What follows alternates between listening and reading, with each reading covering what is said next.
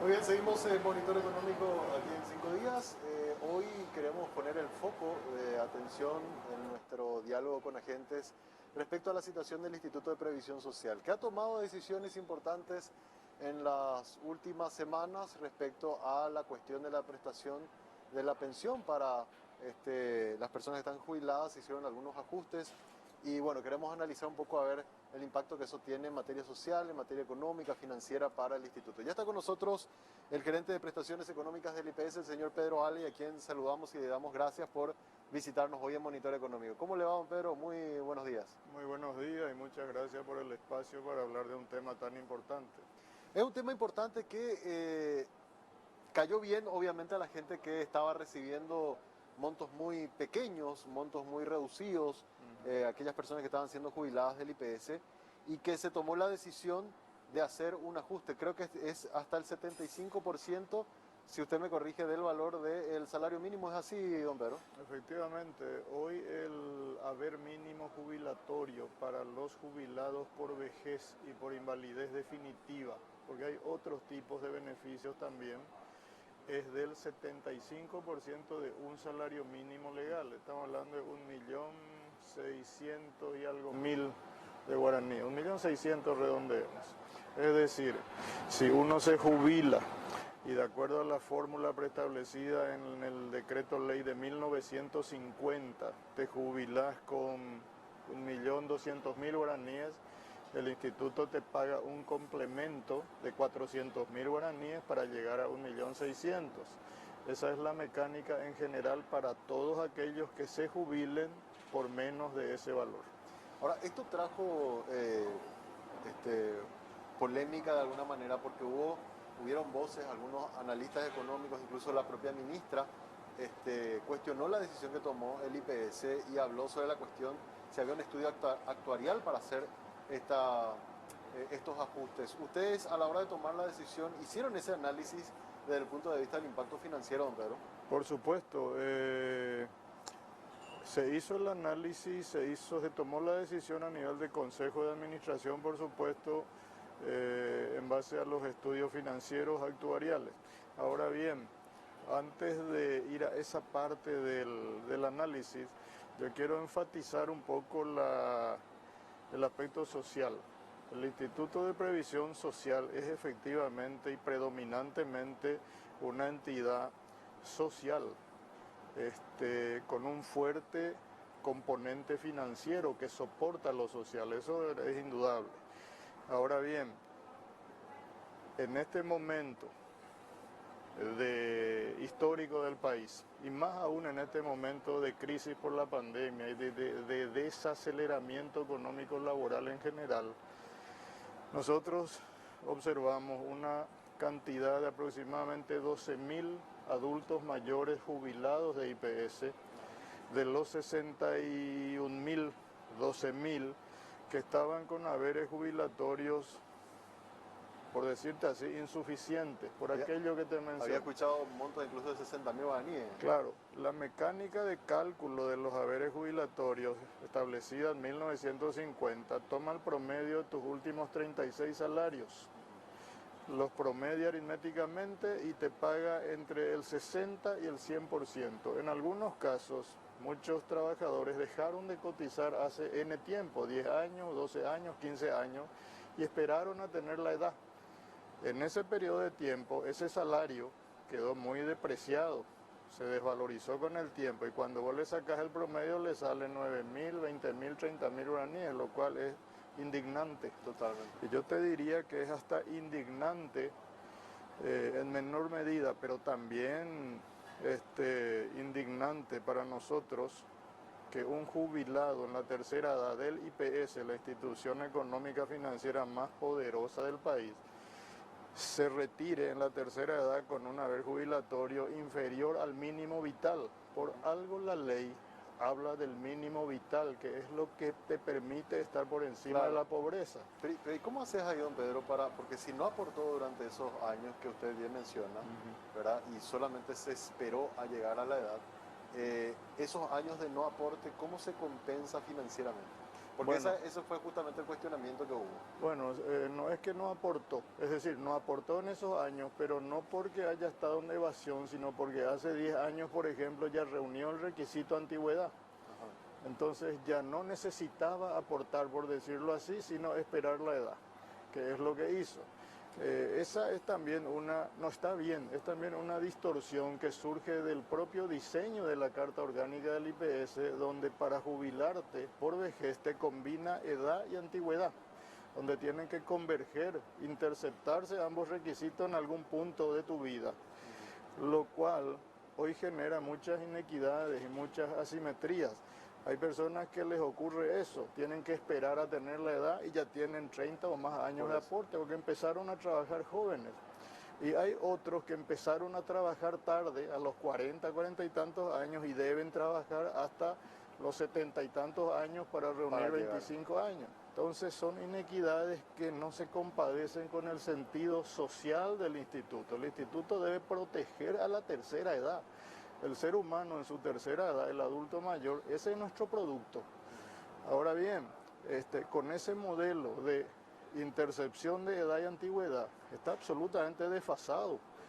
Hay que avanzar hacia una reforma que permita, por ejemplo, como en muchos estados, inclusive algunas cajas del país, sumar como puntos edad más antigüedad, eso te da un puntaje. Reunido ese puntaje, en el momento que uno decide retirarse, porque ahí entra el aspecto personal también, vos sos el que sabés cuándo ya no podés trabajar. Sin embargo, tenemos enfermos que siguen trabajando para llegar a los 60 y poder jubilarse. Eso también es indigno. Pero en un sistema de puntaje, vos sumás tus 20 años de aporte más la edad que tengas, y si te da 85, por decir puntos, eso equivale a una tasa de sustitución que ya está preestablecida y vos tomás tu decisión. Y eso también tiene que ver con una cuestión filosófica, es decir, que es el individuo el que debe decidir el momento de su retiro. Pero eso hoy la ley no permite. Hoy no permite. No se permite. O sea, hay que hacer una modificación en la Carta Orgánica del IPS. Una modificación en la Carta Orgánica del IPS en ese sentido y en otros muchos. Nosotros estamos trabajando con un régimen legal diseñado en 1950 para estimativamente 200.000 cotizantes. En salud ni qué hablar. ¿Cuántos cotizantes tenemos hoy? Hoy tenemos 621.000 cotizantes al programa de jubilaciones, pero si vos sumás los cotizantes al programa de salud, que son, por ejemplo, los funcionarios públicos, Ministerio de Educación y Cultura, le agregás Ministerio Público, Fiscalía, llega prácticamente a 850.000 cotizantes, pero los que cotizan al fondo de jubilaciones son 620.000 trabajadores. Y tenemos 61.000 jubilados, o sea, nuestra relación es 10-1. Sí. La relación activo-pasivo es hoy 10-1, es óptima. Ahora, ese es un punto importante porque por ahí trae un poco de tranquilidad a los que estaban preocupados por la cuestión de hasta cuándo es sostenible con estos ajustes. Ahora yo recuerdo, no sé si fue en 2015, más o menos por ahí fue, que se había hecho la última actualización actuarial de la caja del IPS, creo que fue 2015, ¿verdad? O 2000, más o menos por ahí fue. Sí, en realidad se hace, por ley se tiene que hacer cada 3 años. Y lo que recuerdo de ese último dato, era que decía que al 2040, ¿verdad? Se podría entrar en un déficit, la caja si es que no se tomaban algunos ajustes y si no se le permitía al IPS ampliar su portafolio de negocios financieros de modo que pueda generar los recursos como para compensar un poco la cuestión financiera y poder tener una holgura y poder pagar sin problemas las pensiones.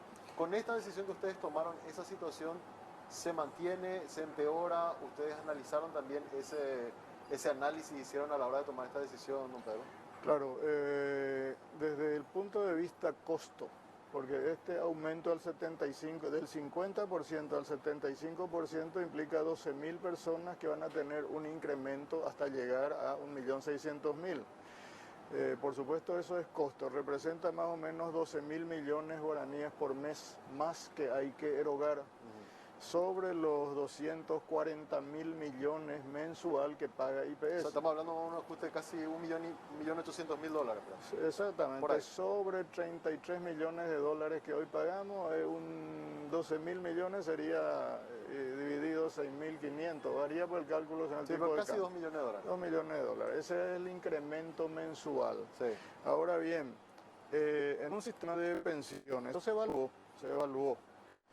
Pero ¿qué es lo que pasa? En un sistema de pensiones no podés manejarte con parámetros estáticos porque todo cambia. Hoy en día los parámetros biodemográficos de la sociedad están evolucionando. La edad, el concepto vejez o la edad de retiro, como hablamos hace un rato, no es ya 60 años. La mayoría de nuestros trabajadores se jubilan luego a partir de los 65, no de los 60. La expectativa de vida después de la jubilación ya no son menos 2 años como fue en 1950. Vos te jubilabas con 60, pero tu expectativa de vida era 58 años de edad. Ya te jubilabas luego con un hándicap negativo. Sí. Hoy es casi 20 años Sí. y va a seguir creciendo. O sea, tenemos más jubilados por más tiempo. Por otra parte, lo que se analizó fundamentalmente es que sí, esto va a incrementar el costo.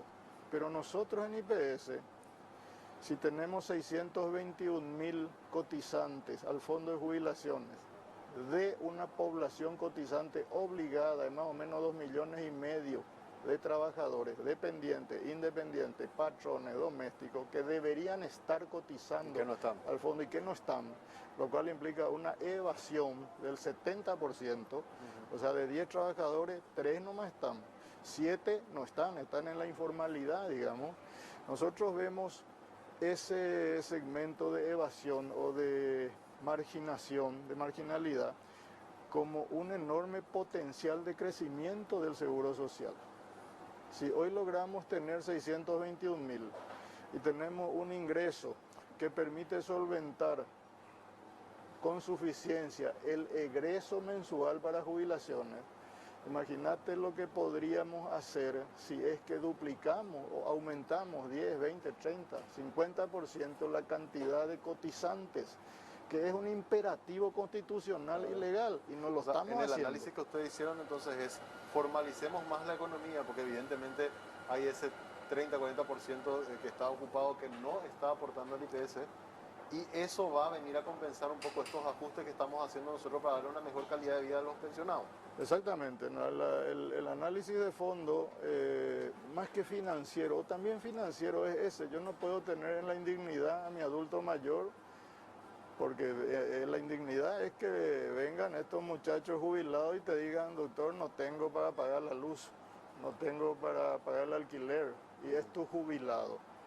Y vos sos la institución financiera más fuerte del país. Entonces, algo está mal, por un lado. Pero por otro lado, de 10 trabajadores, solo 4 están cotizando y el resto, ¿qué tenemos que hacer? Pero ¿cuál es el problema? Que IPS no es la autoridad formalizadora del trabajo en el país, es el Ministerio de Trabajo. Claro, o sea, ahí tienen que trabajar de forma combinada el IPS con el Ministerio de Trabajo. Y yo creo que es el Ministerio de Trabajo el que tiene que liderar con mucha mayor energía, Y ahí te consulto, y eso, porque el Ministerio de Trabajo cuenta con una planilla de aporte obrero patronal y todo eso, ¿verdad?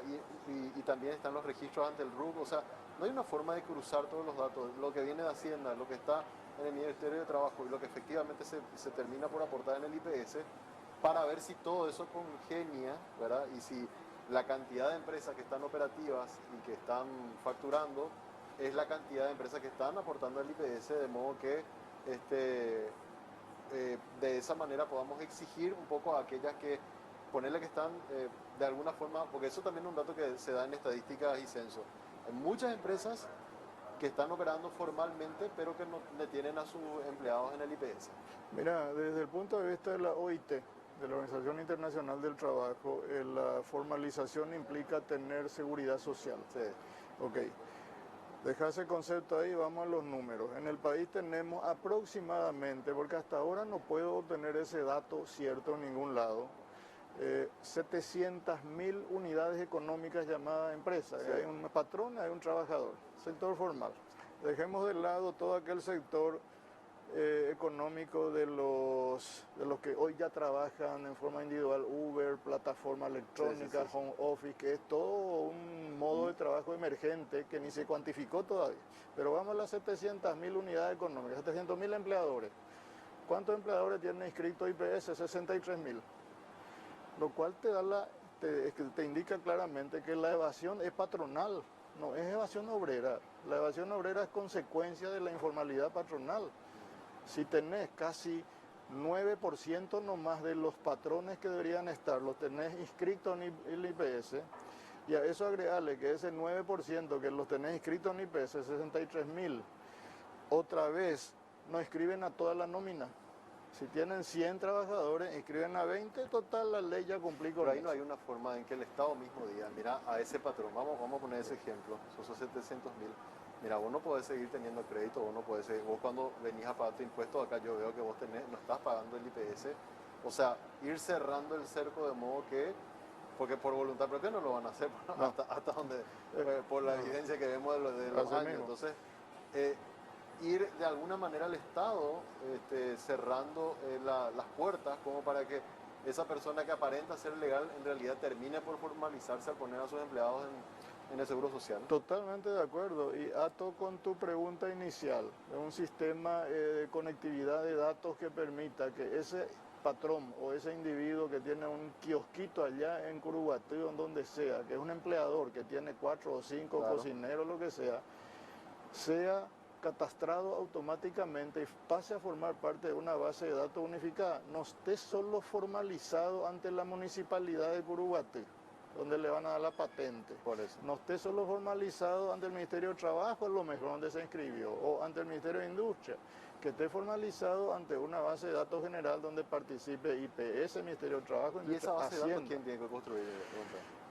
O sea, ¿quién tiene que articular todos esos datos? Porque ahí está datos de Hacienda, está lo que usted dijo, patente comercial, patente municipal, está IPS, está obrero patronal del Ministerio del Trabajo. O sea, ¿quién puede articular o debería ser el que debería articular toda esa información, poner en una sola base de datos y una vez que alguien no cumple con uno de los 3, 4, 5 requisitos, salta una alerta? Mira, yo creo que es una tarea que le compete al Ministerio de Trabajo, Empleo y Seguridad Social, porque ese es el objetivo, formalización para trabajo decente y para que la gente que hoy está trabajando, dicho en pocas palabras para el público, que los que están trabajando hoy construyan su historia laboral y lleguen a un retiro con sus aportes, con su inversión hecha, porque no es un gasto, es una inversión, de tal manera a que esos adultos mayores que en 5, 10 o 50 años van a llegar, no vivan del asistencialismo público, total, que finalmente pagamos todos otra vez nosotros. Tengo una última pregunta, porque tengo un minuto para cerrar, don Pedro. Entonces, la decisión, porque esto es importante y esto es lo que era la intención de esta entrevista, la decisión que tomó el IPS de hacer estos ajustes no van a, o sea, estuvimos hablando más o menos cerca de $2 millones mensuales, no van a afectar a la situación financiera de la caja, porque donde todos estamos aportando, yo incluido y todo, mucha gente que está viendo el canal también en este momento, no va a afectar financieramente a la cuestión de la situación financiera de la caja del IPS. En el corto plazo no va a afectar porque tenemos las reservas financieras suficientes para respaldar ese incremento de la erogación. Y en el largo plazo hay que hacer esos ajustes que usted me dijo. En el largo plazo tenemos la reserva financiera más la reserva demográfica, de incorporar, de formalizar a ese gran sector que no está y que es nuestra verdadera fuente de riqueza. Y que va a terminar por compensar este gasto adicional que le pusimos a la pensión del IPS. No solo va a compensar, yo creo que va a terminar sobrepasando, digamos, el gasto que hoy tenemos, si es que logramos, según nuestros cálculos, un crecimiento de formalización de más o menos 8% anual no más. Ya el crecimiento inercial luego ya es 5%, hay que crecer 3 puntos más no más. Y cubrimos más que suficientemente este incremento y aún sobraría para pensar, ¿por qué no?, en que alguna vez los jubilados del IPS, ninguno gane menos del salario mínimo vital, que para mí es una meta que hay que construir. Don Pedro Jalín, muchas gracias por compartir con nosotros. Con gusto. Así estaba con nosotros Pedro Alley, él es gerente de prestaciones económicas del IPS, hablando de un tema muy importante, la situación de la caja de jubilados y pensionados del IPS. Hacemos una breve pausa, a la vuelta venimos con la parte final del programa.